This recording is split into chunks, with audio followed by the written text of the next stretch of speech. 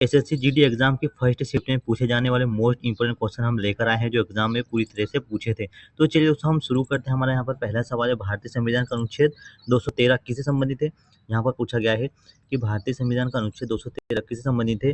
तो राज्यपाल के अध्यादेश जारी करने की शक्ति से संबंधित, यानी कि ऑप्शन नंबर बी हमारा दोस्तों यहाँ राइट आंसर होगा।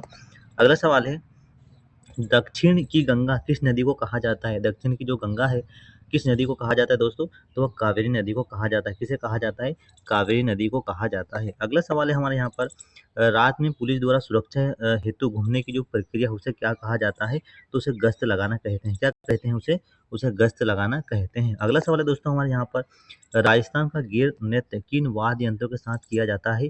तो राजस्थान का जो गेर नृत्य है वह ढोल, बांकिया और थाली द्वारा किया जाता है, यानी कि ऑप्शन नंबर बी हमारा राइट आंसर होगा। अगला सवाल है, अपराध को अपनी आंखों से देखने वाले व्यक्ति को क्या कहा जाता है। जिसमें चश्मदीद गवाह कहा जाता है। अगला सवाल है, वायु गुणवत्ता सूचकांक श्रेणी की सीमा क्या है। तो 101 से 200 है। कितनी है, 101 से 200 है। अगला सवाल है, 132वां डूरंड कप 2023 कहाँ आयोजित किया गया था। तो यह कहाँ पर किया गया था, कोलकाता, गुवाहाटी और कोकराझार में किया गया था। अगला सवाल है, भारत का मैनचेस्टर किस शहर को कहा जाता है दोस्तों। तो अहमदाबाद को कहा जाता है। अगला सवाल है, गंगा ब्रह्मपुत्र क्षेत्र किस कारण से प्रसिद्ध है। तो यह राइट आंसर होगा, उपजाऊ मिट्टी और घनी आबादी के कारण यह प्रसिद्ध है। अगला सवाल है, निम्न में से कौन सा शब्द शुद्ध वर्तनी है दोस्तों। तो यहाँ पर राइट आंसर होगा, जो पीड़ा है वह क्या है, शुद्ध वर्तनी है। अगला सवाल है, पत्नी शब्द का सही वर्तनी कौन सा है दोस्तों। तो यह पत्नी, ऑप्शन नंबर बी हमारे यहाँ पर राइट आंसर होगा। अगला सवाल है, राज्यपाल की नियुक्ति किस अनुच्छेद के तहत होती है। तो अनुच्छेद 155 के तहत राज्यपाल की नियुक्ति होती है। अगला सवाल है, चाबहार बंदरगाह कहाँ पर स्थित है। तो यह ईरान में है। कहाँ पर स्थित है, ईरान में स्थित है। अगला सवाल है, चाबहार बंदरगाह किस जलडमरू मध्य के बाहर स्थित है। तो यह होमर्ज के बाहर स्थित है। अगला सवाल है, वाद्य यंत्रों को संगीत नाटक अकादमी ने कितनी श्रेणियों में बांटा गया है। तो 4 श्रेणी में बांटा। याद रखना, वाद्य यंत्रों को 4 श्रेणियों में बांटा गया है।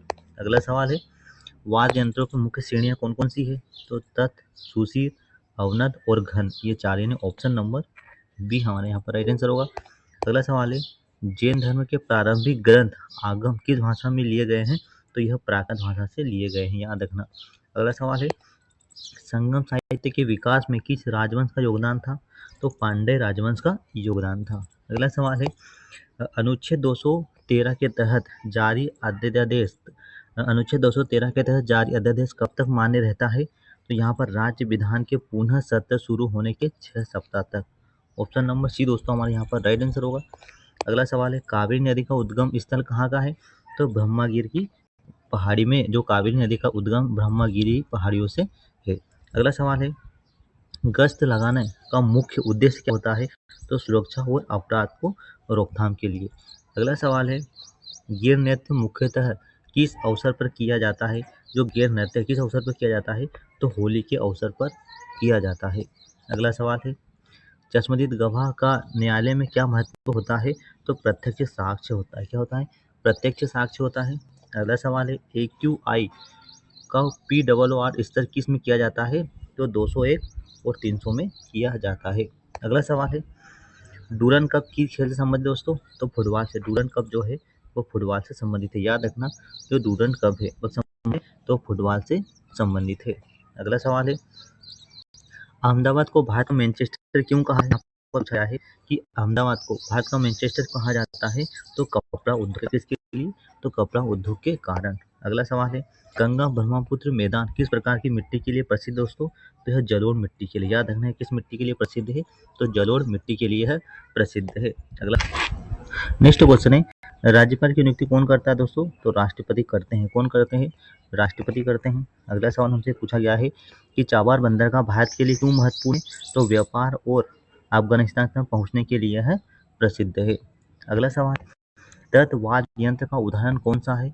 तो सितार। सितार क्या है, यह तत् वाद्य यंत्र का उदाहरण है। क्या है, सितार। ऑप्शन नंबर सी हमारा राइट आंसर होगा।